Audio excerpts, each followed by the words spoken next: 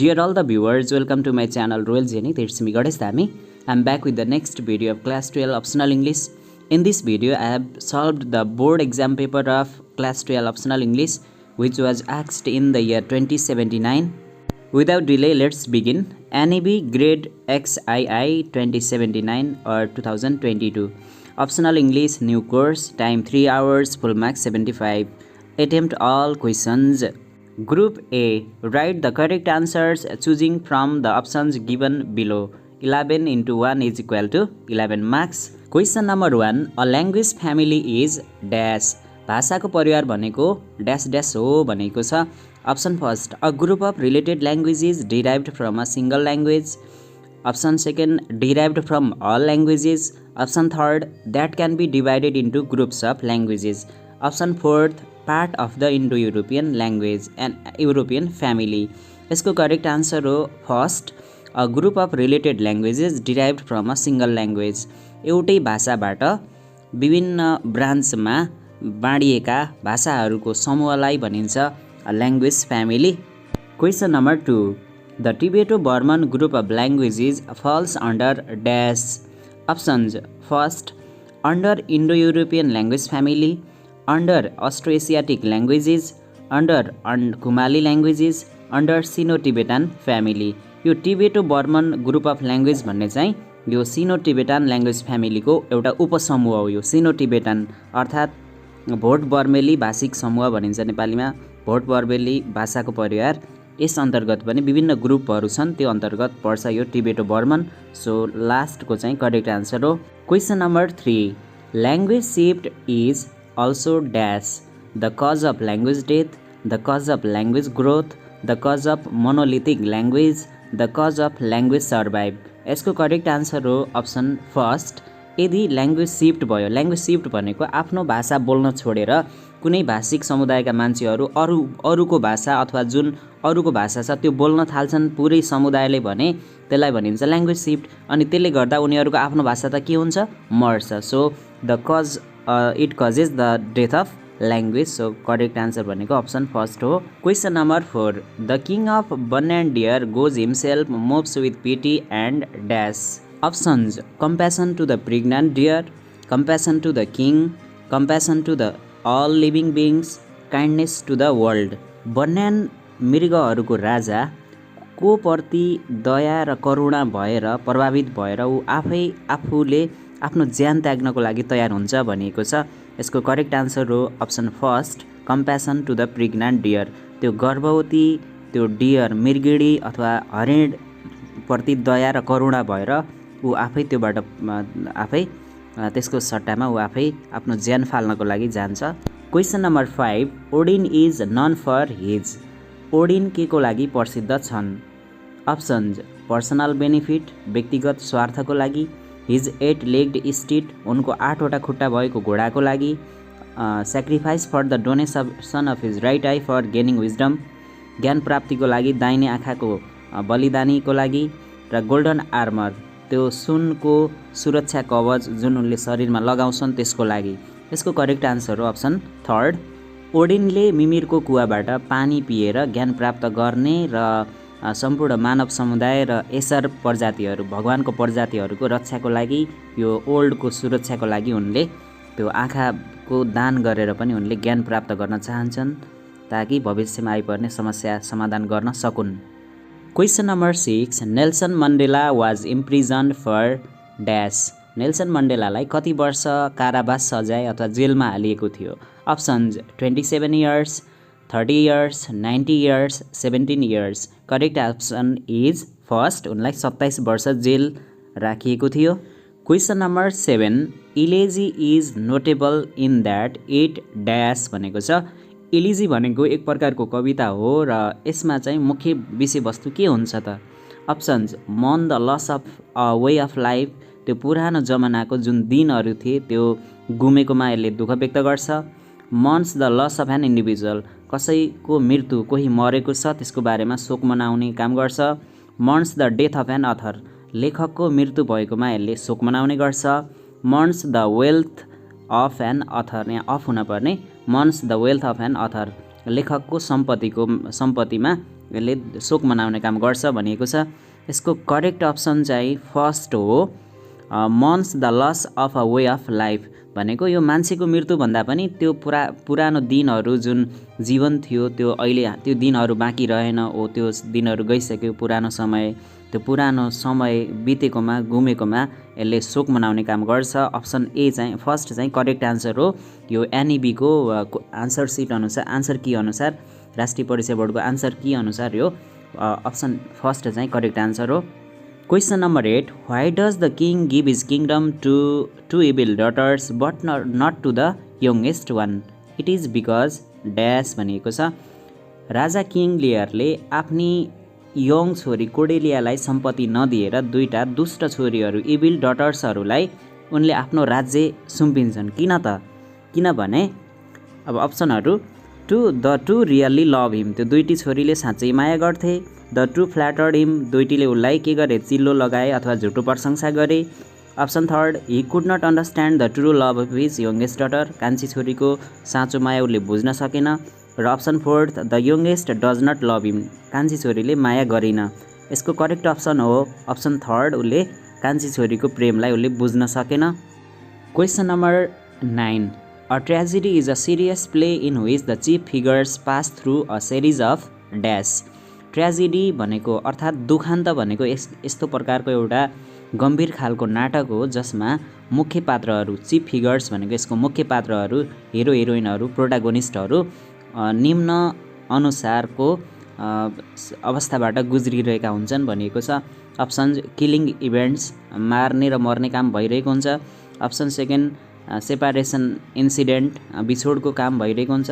Option third, misfortunes leading to a final devastating catastrophe, misfortunes भनेको दुर्भाग्यबाट उनीहरू गुज्रिरहेका हुन्छन् जसले गर्दा अन्तिम विपत्ति निम्ताइरहेको छ। मिस फर्च्युन भनेको यहाँ दुर्भाग्य, उनीहरूको खराब भाग्यले गर्दा अन्तिम जुन क्याटास्ट्रफी विपत्ति हुन्छ त्यहाँ निम्तिएको हुन्छ भनेको छ। Next is pain and loss, यसको करेक्ट अप्सन हो थर्ड हो। ट्रेजेडीमा मुख्य पात्रहरू, प्रोटागोनिस्टहरू मिसफर्च्युन अथवा ब्याड लकबाट गुज्रिरहेका हुन्छन् र अन्त्यमा उनीहरूको डिभास्टेटिङ क्याटास्ट्रफी अर्थात् death, destruction, bloodshed, separation जस्ता घटनाहरू घटिरहेका हुन्छन्, त्यसमा योलाई भनिन्छ tragedy. Question number 10, the characters in the play are concerned with dash. यो अल माई सन भन्ने नाटकमा पात्रहरू केसँग उनीहरू धेरै चासो राख्छन्, चिन्तित छन्। कन्सर्न भनेको सम्बन्धित, चिन्तित, चासो राख्ने गरेका छन्। अप्सन्सहरू, the business of an individual, उनीहरूको व्यापारको लागि, व्यक्तिगत व्यापारको लागि ध्यान दिन्छन्। The successful operation of the business, व्यापारलाई सफल तरिकाले ह्यान्डल गर्नसँग सम्बन्धित छन्। द इस्टाब्लिसमेन्ट अफ बिजनेस, व्यापारको स्थापनाको लागि। र next option, the establishment and maintenance of family life, यो चाहिँ करेक्ट आन्सर हो। यसमा मुख्य सबै पात्रहरू प्राय आफ्नो परिवार स्थापना गर्न चाहन्छन् र त्यसलाई मेन्टेन गर्न चाहन्छन्, किनभने जोकेलरको आफ्नै परिवार छ। एनले पनि पहिला ल्यारीसँग, त्यसपछि क्रिससँग ऊ आफ्नो परिवार स्थापना गर्न चाहन्छ।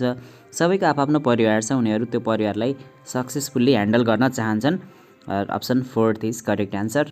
Question number 11, new criticism aims at providing good sense of dash. यो न्यू क्रिटिसिजम भन्ने जुन लिटरेरी पर्सपेक्टिभ छ यसले तलका मध्ये कुनलाई चाहिँ फलो गर्छ?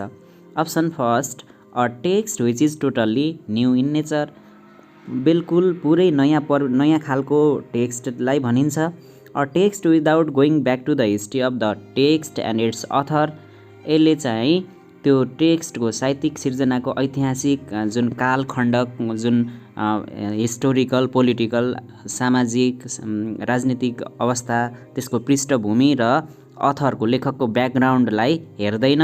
Option third, a text that completes all genres, यसले सम्पूर्ण विधाहरू, साहित्यका सम्पूर्ण विधाहरूलाई समावेश गर्छ। A text with full criticism, त्यो खालको टेक्स्ट जसले पुरै समालोचना गर्छ भनेको छ। यसको करेक्ट अप्सन हो सेकेन्ड। न्यू क्रिटिसिजमले लेखकको ब्याकग्राउन्ड, हिस्टोरिकल समय कस्तो थियो त्यसको बारेमा यसले वास्ता गर्दैन, अनि त्यस्तो खालको पर्सपेक्टिभलाई अथवा त्यस्तो खालको विश्लेषणलाई भनिन्छ new criticism. Now group B, write short answers to these questions. Altogether there are 8 questions. 8 into 5 marks is equal to 40 marks. Question number 12, write in brief about the shift in language. Language shift भनेको के हो? Answer, Language shift is the replacement of one language by another. It is a process whereby a speech community shifts to a different language, usually over time. It is also known as language transfer, language replacement, or language assimilation. Language shift takes place when a speech community comes in contact of a new language and gradually stop speaking their mother tongue and start speaking the new language. It takes place when a community gives up its mother tongue in favor of another language. At present, many people are speaking Nepali language, leaving their indigenous languages in Nepal. Their next generation will be unable to speak their indigenous languages. As a result, many indigenous languages will die. Hence, language shift must be stopped to stop language death. Linguistic awareness should be created. Special programs should be launched to save endangered languages. जब कुनै पनि भाषिक समुदायका मानिसहरूले आफ्नो भाषा बोल्न छोडेर उनीहरूले दोस्रो भाषा, अर्को पावरफुल ल्याङ्ग्वेज, अरू मानिसहरूको भाषा बोल्न थाल्छन् भने त्यसलाई भनिन्छ ल्याङ्ग्वेज शिफ्ट भनिन्छ। यसलाई language transfer, language replacement, language assimilation भनेर विभिन्न नामहरू पनि दिएको छ। यो खासमा के हो भने एउटा भाषालाई अर्को भाषाले विस्थापित गर्छ भने त्यसलाई भनिन्छ। यो हुनको लागि खास गरी जब कुनै समुदायका मान्छेहरू दोस्रो भाषाको कन्ट्याक्टमा अथवा सम्पर्कमा आइपुग्छन् र उनीहरूले बिस्तारै समयको अन्तरालमा, यो 1-2 दिनमै हुने चिज होइन, केही समय अथवा धेरै वर्षको अन्तरालमा उनीहरूले बिस्तारै आफ्नो भाषा बिर्सिँदै जान्छन्। अर्थात् उनीहरूले अर्को भाषा, दोस्रो अरूको भाषा उनीहरूले बोल्न थाल्छन् र आफ्नो भाषा तिनीहरूको डेथ हुने अथवा उनीहरूको भाषा हराउने, लोप हुने अवस्थामा पुगेको हुन्छ। नेपालकै परिप्रेक्ष्यमा हेर्ने हो भने पनि धेरैजसो जनजाति मान्छेहरूले जस्तै गुरुङ, मगर, नेवार, तामाङ यिनीहरूले अहिलेको नयाँ पुस्ताले उनीहरूको जात मात्रै त्यो आदिवासी छ, तर उनीहरूको भाषा चाहिँ उनीहरूलाई आउँदैन। उनीहरूले नेपाली बोल्न थालिसकेका छन् किनभने उनीहरूको परिवारमा पनि त्यो भाषा कम हुँदै हुँदै हुँदै गएर त्यो बोल्नै छोडिएको छ। त्यसैले आगामी पुस्ताहरूले उनीहरूले आफ्नो भाषा जान्ने छैनन्। यसले ल्याङ्ग्वेज डेथ निम्त्याउनेछ। विश्वमा यस्तो सिचुएसनले धेरै भाषाहरू लोप भएर जाने अवस्थामा आएका छन्। त्यसैले यो हुनबाट रोक्न जरुरी छ र ल्याङ्ग्वेजसँग रिलेटेड मान्छेको आइडेन्टिटी हुन्छ, भाषिक पहिचानलाई जोगाएर राख्नुपर्छ। त्यसैले भाषा पनि जोगिन सक्छ। Question number 13, what are the similarities between pidgin and creole? Give some example. Pidgin र क्रियोल बीच के समानता छ उदाहरणसहित लेख्नुहोस् भनेको छ। When the people of different linguistic backgrounds need the common means of communication, they borrow words from different languages. As a result, a new language originates that is called pidgin.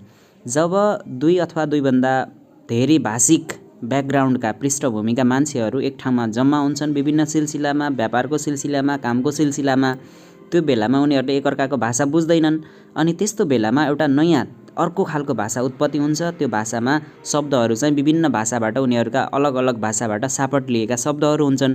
त्यो third खालको अथवा अर्कै खालको भाषा उत्पत्ति हुन्छ, त्यसलाई भनिन्छ पिजिन भनिन्छ। It has no native speaker. अब त्यो पिजिनको अवस्थामा यसको त्यसको नेटिभ स्पिकरहरू, मदर टङ स्पिकरहरू हुँदैनन्, मातृभाषीहरू। When the children of pidgin speakers speak pidgin as their mother tongue, it gains native speakers and it becomes Creole language. जब अब दोस्रो पुस्ताका, अब भविष्यमा उनीहरूका सन्ततिहरूले, बच्चाहरूले त्यही भाषालाई, उनीहरूको जुन काम चलाउको लागि जन्मेको अर्कै भाषा थियो त्यो भाषालाई उनीहरूले आफ्नो मातृभाषाको रूपमा उनीहरूले ग्रहण गर्छन्, जान्ने गर्छन्, बोल्ने गर्छन् मदर टङको रूपमा, मातृभाषाको रूपमा। अब यो दोस्रो स्टेजलाई भनिन्छ क्रियोल। यो भनेको विकसित अवस्था हो, पिजिनकै अवस्था तर विकसित अवस्थालाई क्रियोल भनिन्छ। It becomes the mother tongue of the children. अब यो बच्चाहरूको यो मदर टङ, मातृभाषा बन्न पुग्छ। Creole is the developed stage of pidgin. पिजिनको विकसित रूप चाहिँ क्रियोल हो। र अब यिनीहरूबीच समानता के छ? Similarities between pidgin and creole are as follows. यिनीहरूबीचको समानता निम्नानुसार छ। Both pidgin and creole are the result of mixture of 2 or more languages. यो दुईटै के हो आखिर भनेको, यो बीचको समानता जब 2 अथवा 2 भन्दा बढी भाषाहरूको मिश्रण हुन्छ त्यो, अनि यो पिजिन र क्रियोलको जन्म हुन्छ। अनि both are the result of multilingual situation. यो दुईटै किन हुन्छन् त भने बहुभाषिक अवस्था जब सिर्जना हुन्छ त्यो बेलामा यसको उत्पत्ति हुन्छ। बोथ अफ देम बरो वर्ड्स भोक्याबुलरी फ्रम अदर ल्याङ्ग्वेज। यो दुईटैले के गर्छन् त, अरू भाषाबाट, आफ्नो भाषा नभएर अरू भाषाबाट अलिअलि गरेर आधा कुनैबाट शब्दहरू यिनीहरूले सापट लिन्छन् र अनि यिनीहरूको आफ्नो भाषा बन्ने गर्छ। Pidgin is the basis for creole development. पहिलो अवस्था सुरुवाती अवस्था भनेको पिजिन हो। यो बेला यो कसैको पनि मातृभाषा हुँदैन। जब यो कसैको मातृभाषा बन्न पुग्छ भविष्यका सन्तानको, अब यसलाई भनिन्छ यो डेभलप्ड स्टेज भनेको क्रियोल हो। त्यसैले पिजिनबाटै क्रियोल बन्ने गर्छ। अनि some examples of pidgin or creole languages are African American vernacular English, यो पनि पिजिनबाट पछि क्रियोल बनेको अवस्था हो। Hawaiian creole English, Louisiana creole, Chabacano creole, यिनीहरू चाहिँ क्रियोल पिजिनबाट क्रियोल बनेको एक्जाम्पलहरू हो। Question number 14, what was the new king fond of? यो Buddhist story Brahmadatta and the banyan and deer भन्नेबाट लिएको हो।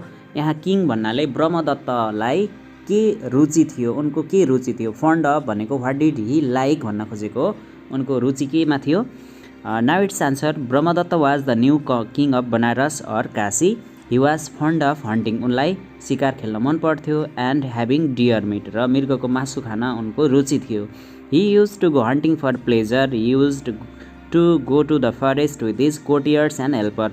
उनले आफ्नो दरबारका सुसारे त्यो नोकरहरू, कोटियरहरू र हेल्परहरू लिएर जान्थे। He made the villagers accompany him and his hunting parties, र गाउँलेहरूलाई पनि जबरजस्त तिमीहरूले पनि सहयोग गर्न पर्छ भनेर दबाब दिन्थे।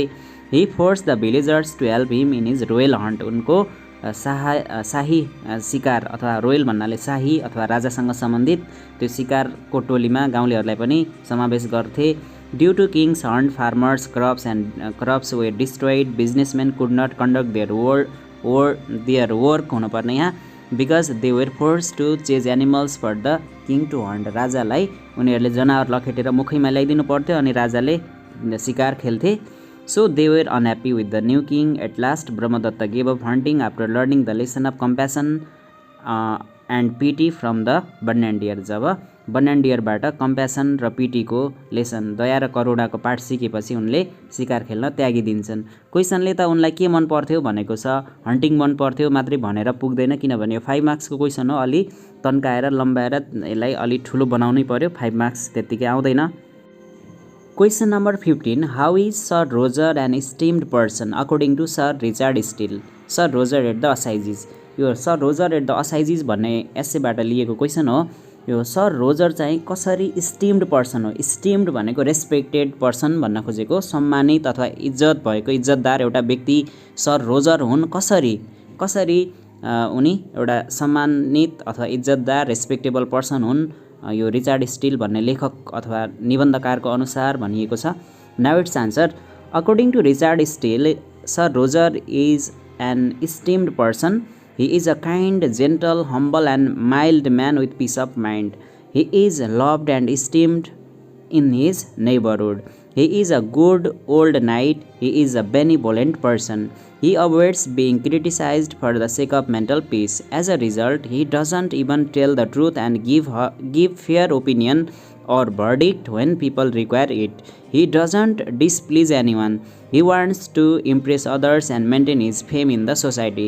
In fact, he is the person who doesn't hurt anyone. Sir Roger एक उच्च दर्जाको बहादुर योद्धा हुन्। उनी आफ्नो छिमेकमा सम्मानित र प्रतिष्ठित व्यक्ति हुन्। उनी दयालु, भद्र र विनम्रता भएको व्यक्ति हुन्। उनी कसैको मन दुखाउन चाहँदैनन्, आफू पनि अरूको आलोचनाबाट मुक्त हुन चाहन्छन्। त्यसैले कहिलेकाहीँ उनी सत्य कुरा समेत भन्दैनन्।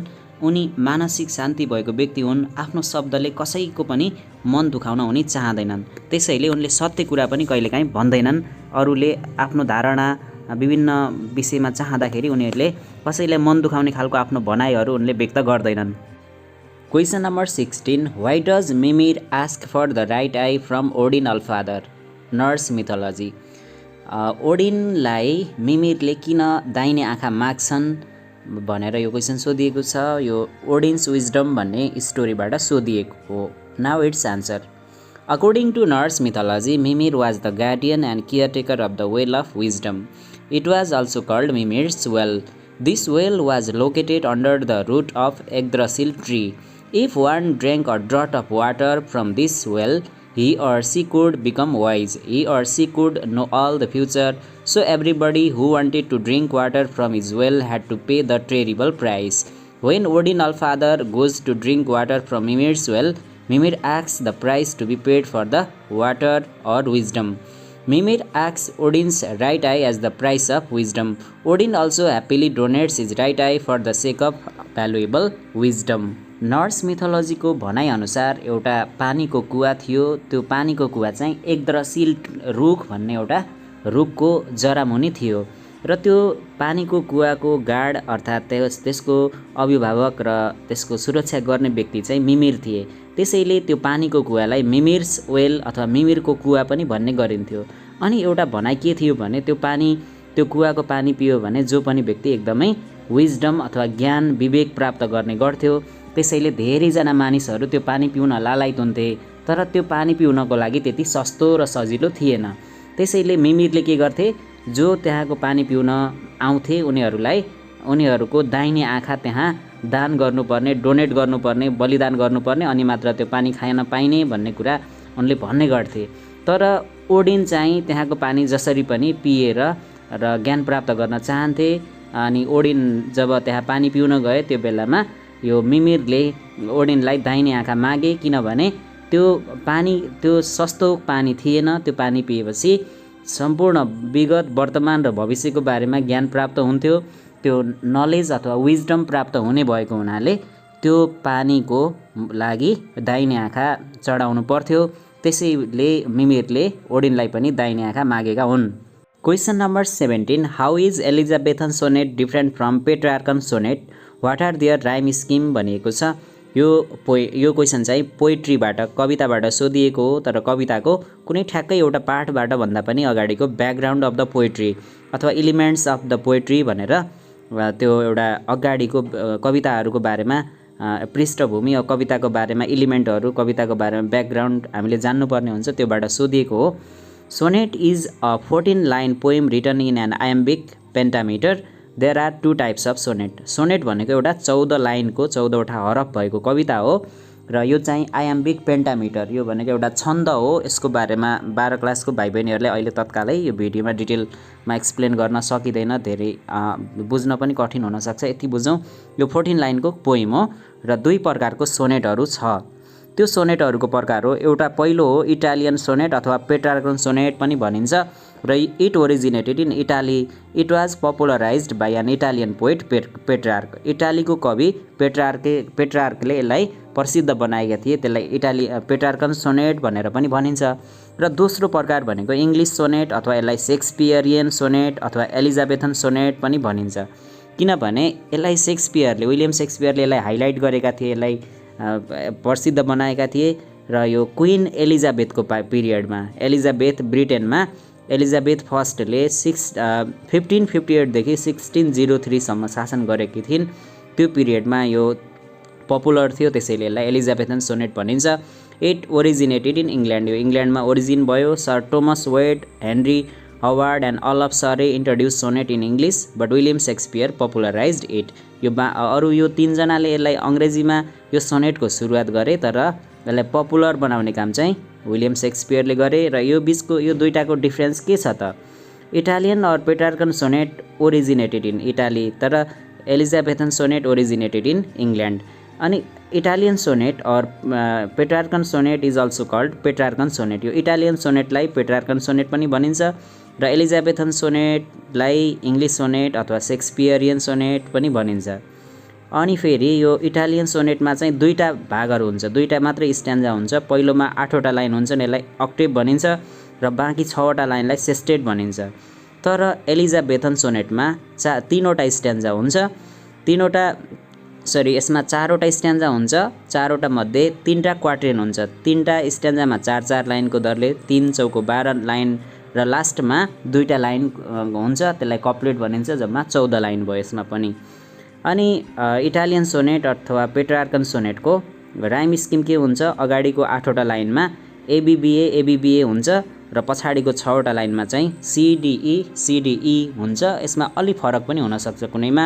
एलिजाबेथन सोनेटको राइम स्किममा चाहिँ पहिलो 4वटा लाइनमा एबिएबी, दोस्रो 4वटा लाइनमा सिडी, तेस्रोमा इएफ र अन्तिमको 2टा लाइनमा जीजी राइम स्किम हुन्छ। In Petrarchan sonnet octave poses or asks problem or question and sestet gives solution। यो पेट्रार्कन सोनेटमा अगाडिको 8वटा लाइनले समस्याको उठान गर्ने गर्छ भने बाँकी 6 वटा लाइन जसलाई सिस्टेट भनिन्छ यसले त्यसको समाधान यसले बताउने गर्छ। अब यतापट्टि एलिजाबेथन सोनेटमा quatrains present the theme and a couplet provide solution or conclusion. 12 वटा जुन लाइनहरू हुन्छन्, 4 त्यहाँ 12 वटा, 3टा स्ट्यान्जा, 4को दरले 12 वटा लाइन हुन्छन्। त्यसले चाहिँ यो कविताको थीम अथवा यसको विषयवस्तुलाई उठान गर्छन् र लास्टकोले यसको समाधान अथवा कन्क्लुजन, 2टा लाइनले चाहिँ यसको कन्क्लुजन अथवा निष्कर्ष बताउने गर्छन् यो एलिजाबेथन सोनेटमा अथवा इङ्ग्लिस सोनेटमा, जे भने पनि भयो। Question number 18, write in short on formalistic perspective. Formalist पर्सपेक्टिभको बारेमा छोटकरीमा लेख्नुहोस् भनेको छ। Now its answer, formalist perspective is one of the lenses to look at the literary text. It analyzes or interprets or evaluates the inherent features of a text. It focuses on the form of the literary text. It ignores its meanings.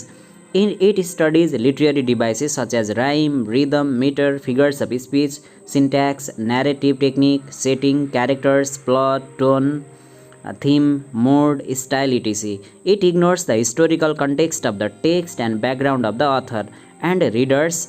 It focuses on form, not on the content. It studies the aesthetic qualities of the text. For example, it does not focus on what the poem is about. It focuses on how it is written, what are the literary devices used, etc. It believes that the language of literature should be different from everyday language. Literary language should have literariness. Defamiliarization, de-automatization, foregrounding and backgrounding are the major devices of formalists.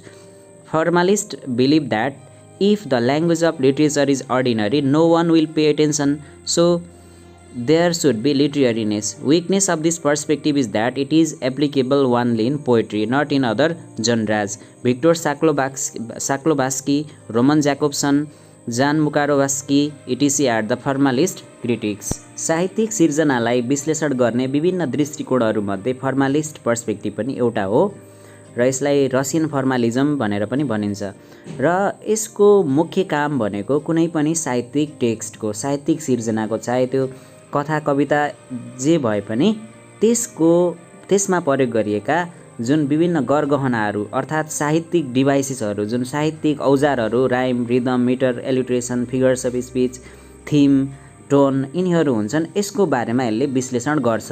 यसले त्यो लेखकको background पनि हेर्दैन, कस्तो अवस्थामा कुन सिचुएसनमा लेखिएको त्यो पनि मतलब गर्दैन, रिडरको ब्याकग्राउन्ड पनि यसले मतलब गर्दैन र यसले मिनिङलाई पनि महत्त्व दिँदैन। It does not give importance to the historical background of the readers and writers and similarly to the meaning. यसले अर्थ के हो यसको भन्ने कुरा पनि वास्ता गर्दैन, केवल यो गर्छ त त्यो फर्ममा मात्रै, त्यसको स्ट्रक्चरमा मात्रै, त्यसको संरचनामा कुन कुन साहित्यिक डिभाइसहरू प्रयोग गरिएका छन् त्यसलाई मात्रै हेर्ने काम गर्छ। अनि यसले विश्वास गर्छ कि साहित्यको ल्याङ्ग्वेज भनेको अलि साहित्यिक हुनुपर्छ, लिटरेरी हुनुपर्छ। यदि लिटरेरी भएन भने त्यसलाई कसले ध्यान दिन्छ? यो ल्याङ्ग्वेज भनेको सामान्य बोलीचालीको भाषाभन्दा अलि फरक हुनुपर्छ, यसले ध्यान खिच्ने खालको हुनुपर्छ, यसले हामीलाई एस्थेटिक प्लेजर, हामीले आनन्द दिने खालको हुनुपर्छ साहित्यको भाषा भनेर यसले विश्वास गर्छ। Question number 19, define subaltern literature in brief. छोटकरीमा सीमान्तकृत साहित्य भनेको के हो यसलाई परिभाषित गर्नुहोस् भनेको छ। यहाँ सबल्टन भन्नाले सीमान्तकृत अथवा पछाडि परेका वर्गहरूलाई जनाउँछ। Now its answer, the word subaltern means lower or inferior in rank. A subaltern or marginalized person is someone with a low ranking in a social, economic, political or other hierarchy. It also means someone who has been oppressed or marginalized.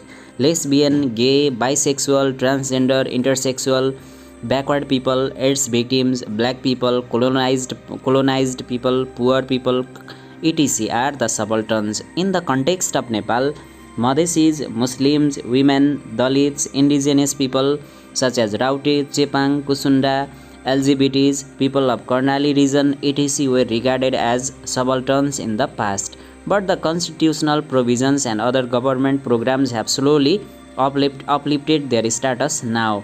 Definition of subaltern changes according to time and space because subalterns always don't remain subalterns. Subaltern अर्थात् सीमान्तकृत भन्नाले पिछडिएको अथवा पछाडि पारिएको, हेपिएको, दबिएको मानिसहरूलाई जनाउँछ।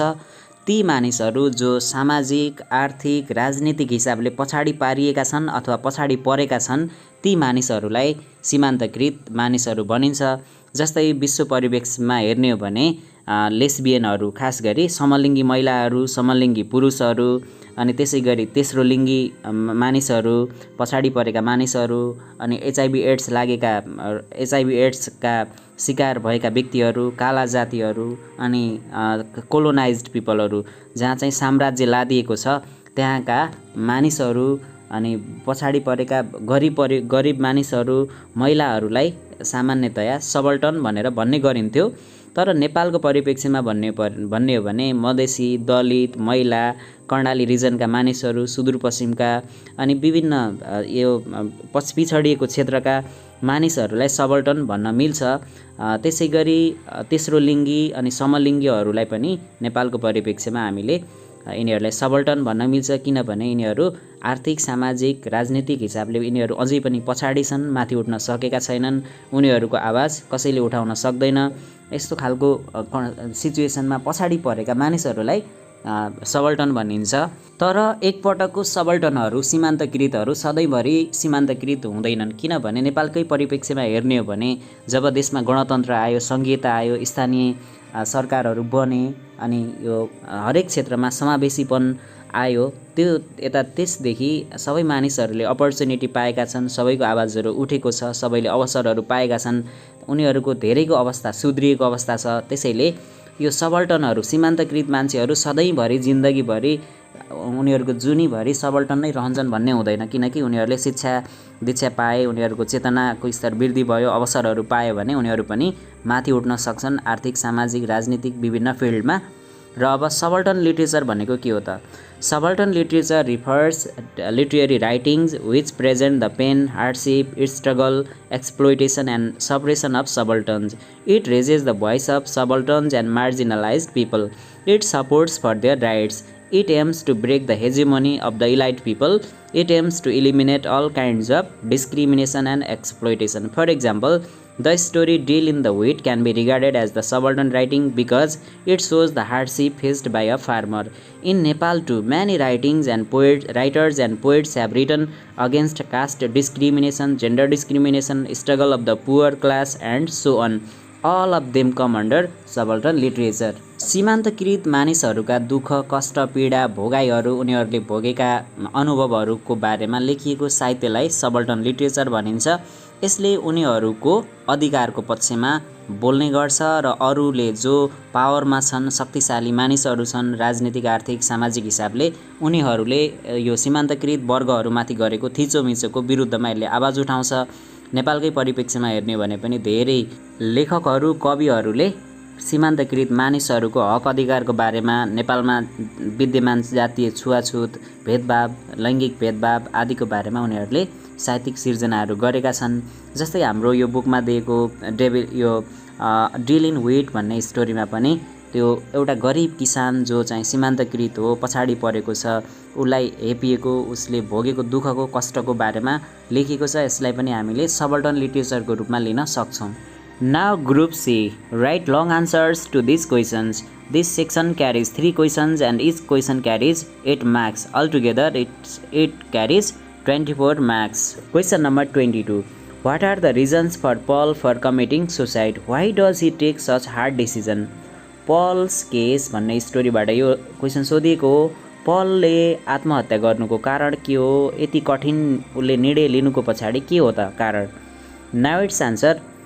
Paul's Case is a short story written by an American writer, Willa Cather. It is about a teenager schoolboy named Paul who is disappointed with his monotonous life, loves his job at the theater, wants to be part of it, steals money, enjoys in New York for a week, and ends his life by jumping in front of a moving train.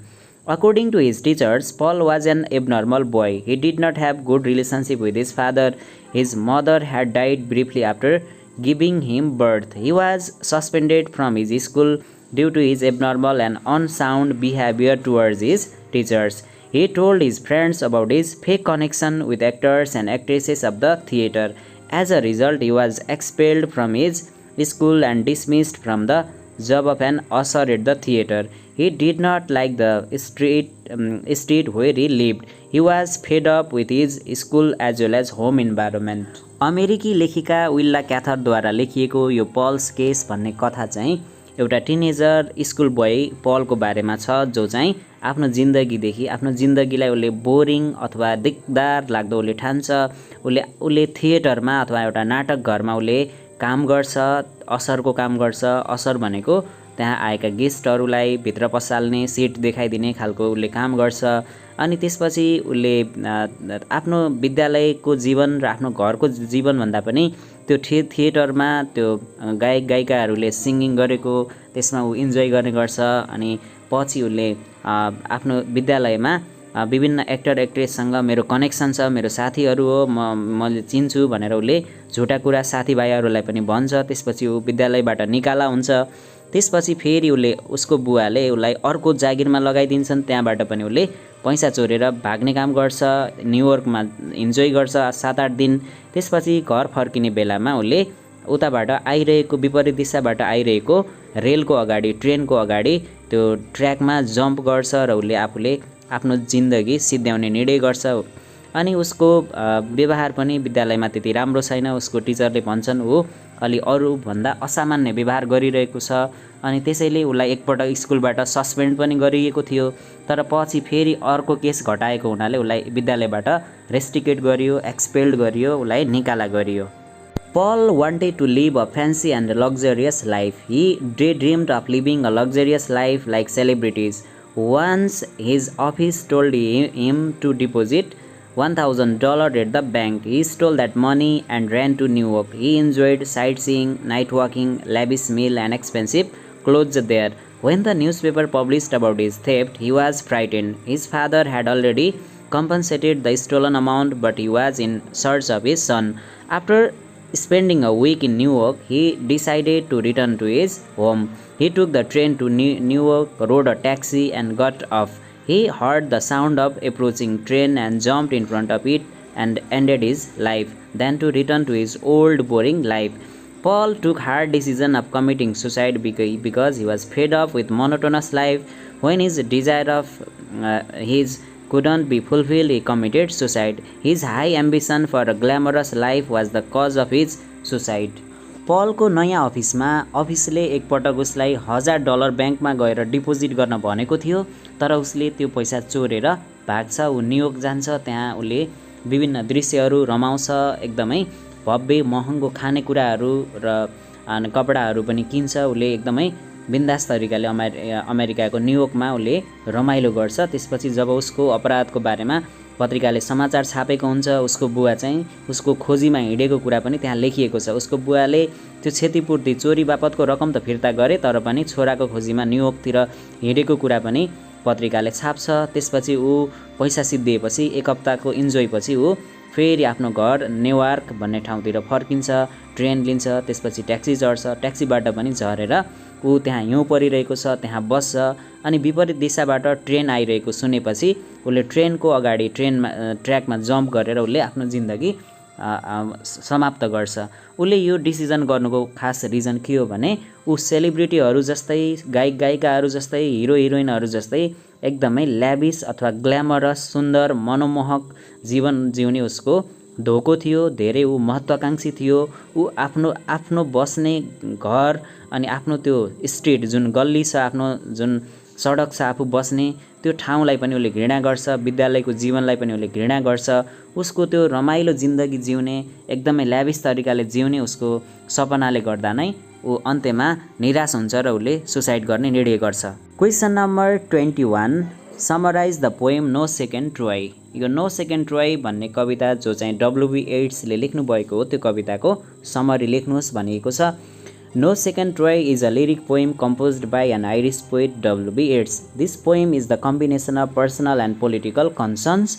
It is one of the great love stories of the 20th century. In this poem, the poet blames Mordgun for filling his life with misery and teaching the innocent people, Irish people, violent ways of revolution. The speaker of this poem is poet himself. The addressee or listener is Mordgun, the devastatingly beautiful Irish actress and revolutionary leader.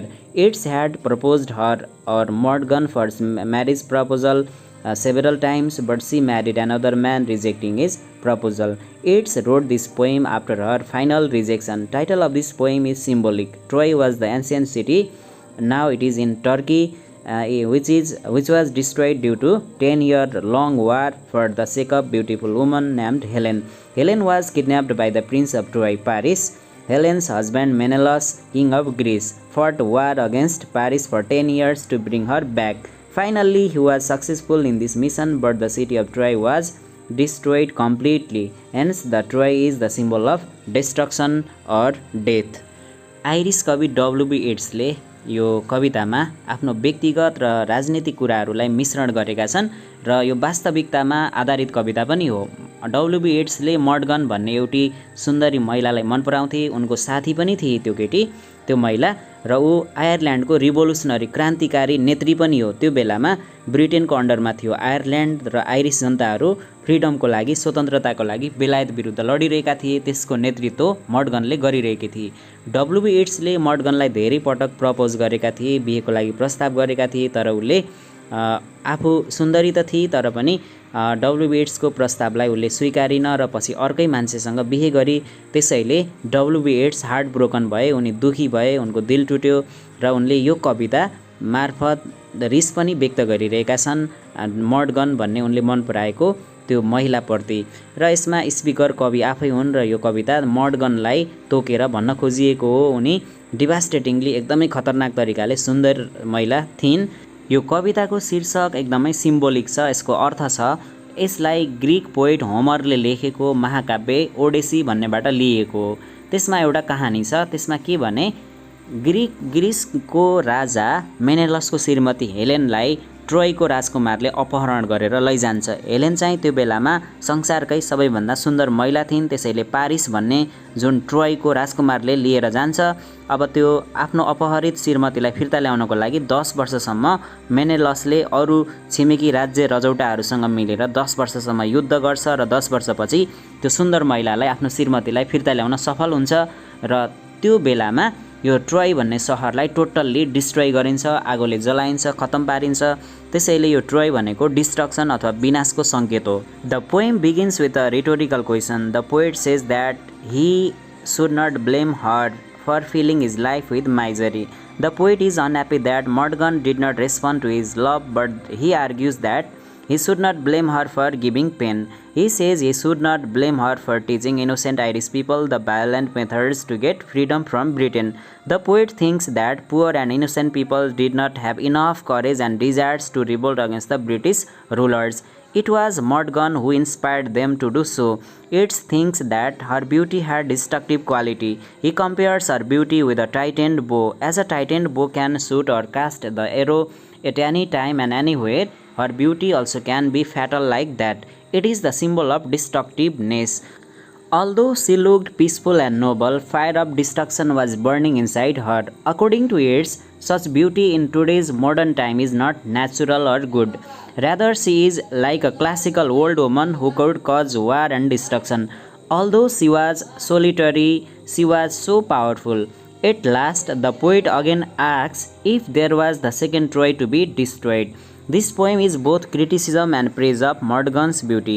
To express her extraordinary beauty, Yeats compares her with Helen of Troy. Yeats has beautifully merged his personal concern with political concern. The poem is a call for peace. It deals with the themes of love, peace, violence and revolution. कविले मर्डगनलाई यो कवितामा दुईटा आरोप लगाइरहेका छन्। पहिलो आरोप भनेको तिमीले मेरो जिन्दगी दुःखले पीडाले माइजरीले भरिदिएकोमा मलाई तिमीलाई गुनासो गर्न चाहन्न, तिमीलाई म केही भन्दिनँ, म आरोप लगाउँदिन भनिरहेका छन्, तर लगाइरहेका छन् आरोप घुमाएर। र अर्को आरोप भनेको उनले आयरल्यान्डका गरिब तीन सोझा साझा जनताहरूलाई पनि बेलायतको विरुद्धमा उफ्रिन अथवा उनीहरूलाई हिंसात्मक तरिकाले आन्दोलनमा भड्किन अथवा हिंसा मचाउन उनले प्रोत्साहन गरिरहेकी छिन्। त्यो सोझा साझा जनताहरूलाई त यो गर्ने आँट उनीहरूलाई तरिका उनीहरूसँग आत्मबल आँट चाहना त थिएन। यो त तिमीले गर्दा यो अशान्ति मचिरहेको छ भनेर उनले आरोप लगाइरहेका छन् र उनले मर्गनलाई हेलेनसँग तुलना गरिरहेका छन् र हेलेनले गर्दा 10 वर्षको वार भयो त्यसरी नै तिमी पनि एकदमै खतरनाक छौ भन्ने खालको उनले यो मर्गनलाई भनिरहेका छन्। उनले मर्गनको सुन्दरतालाई धनुषमा राखेर तन्काइएको बाणसँग गरेका छन्, जो कि जतिखेर तन्काएर जता फाल्यो त्यति टाढा त्यो धनुष अथवा त्यो तीर जान सक्छ, त्यो बाण जान सक्छ। त्यसरी नै मर्गनको सुन्दरताले पनि जसलाई पनि जतिखेर पनि डिस्ट्रोय गर्न सक्छ भनेर उनले भनिरहेका छन्। र आजको यो मोडर्न टाइममा यस्तो खतरनाक सुन्दरता हुनु भनेको यो राम्रो कुरा होइन मोडर्न टाइममा भनेर उनले भनिरहेका छन्। त्यसै गरी उनी हेर्दा सुन्दर शान्त र एक्लै देखिए पनि उनी एकदमै उनको दिमागमा खतराको आगो बलिरहेको भनेर कविले भन्दैछन्। यो कविता चाहिँ वास्तवमा शान्तिको लागि आह्वान गरिएको छ। कृपया हिंसा नमचाऊ, शान्तिसँग आफ्नो माग पुरा गर बरु भन्ने खालको यो हो। र यसमा लभको कुरा पनि आयो किनभने कविले मर्गनलाई प्रेम गर्थे। यसको थिम भनेको लभ, पिस, भायोलेन्स भनेको हिंसा र रिभोल्युसन क्रान्ति जुन चाहिँ आयरल्यान्डमा चलिरहेको थियो ब्रिटेनको विरुद्धमा, यो यसको चाहिँ थिमहरू हो। Question number 22, Joe Keller represents American dream of collecting wealth at all cost ignoring all the ethics and morality. विभिन्न जुनसुकै नैतिकता र हदहरू पार गरेर पनि जसरी पनि पैसा कमाउने अमेरिकन ड्रिम जुन थियो त्यसको प्रतिनिधित्व जो केलरले गर्छ भनेर व्याख्या गर्नुहोस् भनिएको छ। Now its answer, All My Sons is a 3-act play written by an American playwright Arthur Miller. It deals with the tragic conflict between family loyalties and social responsibility. Joe Keller is the protagonist of this play. He represents American dream of collecting wealth at any cost, ignoring all the ethics and morality. American dream is the concept that everyone can have progress, happiness and upward social mobility according to their capacity. Everyone can uplift their economic or social status by hard work. Everyone can enjoy their version of success and happiness. Joe Keller believes that American dream can be achieved only through money. So he is ready to do anything for the sake of money. Joe Keller is a successful businessman but not much educated. He is a family man who thinks only about increasing his family happiness by earning much money. He wants to earn money by hook or crook. He runs a manufacturing plant with his partner Steve River. He is a money-minded person and a war profiteer. He supplies cracked airplane cylinders to the US Army during the Second World War, due to which 21 fighter planes crashed and 21 pilots died. His one son committed suicide due to the shameful condition caused because of his father's crime. अमेरिकी नाटककार Arthur मिलरद्वारा लिखित यस all my sons भन्ने नाटकमा सामाजिक दायित्व र पारिवारिक दायित्व बीचको दुःखद द्वन्द्व देखाइएको छ। यसको मुख्य पात्र जो केलर हो जसले चाहिँ अमेरिकन ड्रिमको प्रतिनिधित्व गर्दछ। अमेरिकन ड्रिम भन्नाले चाहे त्यो जुनसुकै जात, धर्म, पेसा र ब्याकग्राउन्डको मान्छे होस्, उसले आफ्नो क्षमताले भ्याएसम्म कडा मेहनत गरेर उसले आफ्नो क्षमता अनुसार आफ्नो आर्थिक सामाजिक स्थिति सुधार्न सक्छ र आफू समाजमा माथि उठ्न सक्छ। आफूले चाहे अनुसार आफ्नो क्षमता अनुसार ह्याप्पी भएर रमाउन सक्छ भन्ने एउटा विश्वास हो। त्यसैलाई अमेरिकन ड्रिम भनिन्छ। तर जो केलर अमेरिकन ड्रिमको नाममा पैसा नै सबै थोक हो, पैसाले नै खुसी किन्न सकिन्छ भन्ने सोच भएको व्यक्ति हो। उसले जसरी पनि जुनसुकै हालतमा पैसा बाहेक उसले अरूको बारेमा सोच्ने फुर्सद छैन। ऊ जुनसुकै हालतमा बाई हुक अर क्रुक जसरी पनि ऊ पैसा आर्जन गर्न चाहन्छ र आफ्नो फ्यामिलीको आर्थिक स्तर अझै सुधारेर परिवारलाई अझै ह्याप्पी, खुसी र अझै सफल बनाउन चाहन्छ। उसले सोच्छ कि पैसा नै सबै चिज हो भन्ने सोचेको छ।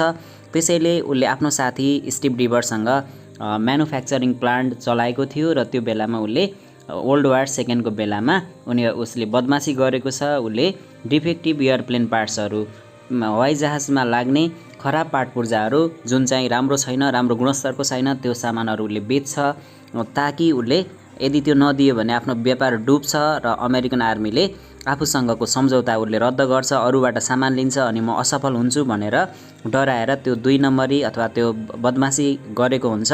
उसले आफ्नो जुन व्यापारमा पालना गर्नुपर्ने नैतिकता आचरणहरू हो त्यो चाहिँ उसले बिर्सेको छ।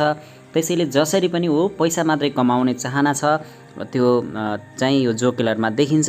सम्पूर्ण नैतिकता, इथिक्स, मोरालिटी त्यागेर पनि ऊ कलेक्टिङ वेल्थ अथवा पैसा कलेक्सनमा अथवा अर्निङ मनीमा उसको ध्यान छ।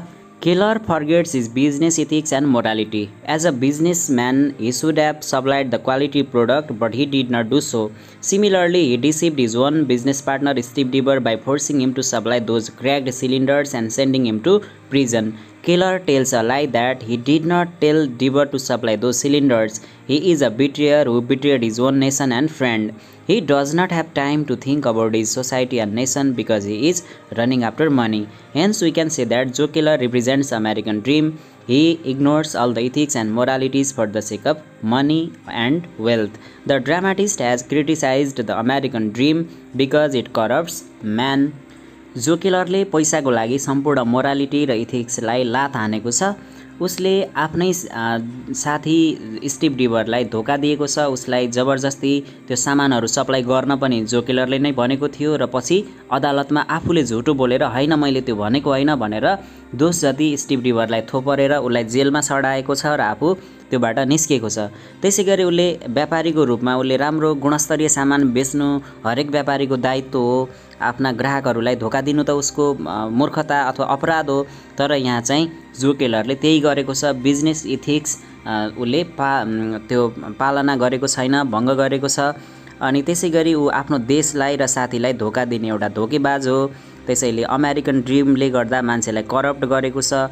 अमेरिकन ड्रिमको नाममा पैसाको पछि लागेको छ, सम्पत्ति थुपारेको छ, तर उसमा नैतिकता छैन, उसमा आचरण सही छैन भन्ने कुरा यसमा देखाउन खोजिएको छ। अमेरिकन ड्रिमको आलोचना गरिएको छ यो प्लेमा। Thanks for watching this video till the end. Keep loving and watching this channel. Share the video among your students or friends. Don't hesitate to drop comments. Love you. Take care. Bye bye.